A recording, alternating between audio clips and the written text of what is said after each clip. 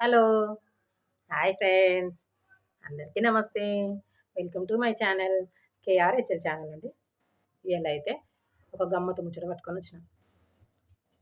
ఆ ముచ్చట ఏంటంటే ఇప్పుడు చాలామంది అయితే ఇండ్లల్లో పెంపుడు కుక్కని అయితే పెంచుకుంటారు. చాలా మందికి చాలా ఇష్టం కుక్కల్ని పెంచుకోవడం అంటే. అట్లా పెంచుకుంటారు. అట్లనే ఒక చోట జరిగిన సంఘటన అయితే నాకైతే విచిత్రంగా అనిపించింది. మీ అందరికి చెప్దామని నేను పట్టుకొచ్చిన. అదేంటంటే ఒక అన్న వాళ్ళు వాళ్ళ ఫ్యామిలీలో అయితే కుక్కని ఎప్పటినుంచో పెంచుకుంటారంట. అది ఒక చిన్న పిల్లలాగా దాన్ని బాగా మంచిగా ముద్దు చేసి దాన్ని గారాబంగా బాగా మంచిగా పెంచుకున్నారు. దానికి ఏమైందో అనారోగ్యమైందో ఏమైందో అదైతే కుక్క చనిపోయిందండి. కుక్క చనిపోతే ఇక పెంపుడు కుక్క చనిపోతే ఆ ఇంటోళ్ళు చాలా బాధపడతారు. ఇన్ని రోజులు మనతో ఉండి ఇట్లా చనిపోయిందని ఒక మనిషి చనిపోతే ఎట్లా ఫీల్ అవుతారో అట్లా బాధపడతారు. ఆ విషయం మనకు అందరికి తెలుసు.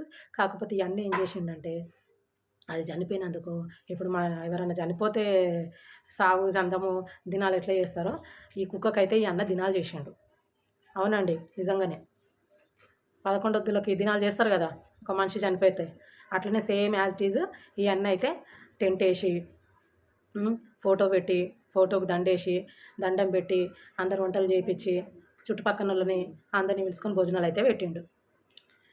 కానీ వచ్చిన వాళ్ళందరూ ఇక ఫోటోకి దండం పెట్టి అయితే తిన్నారు.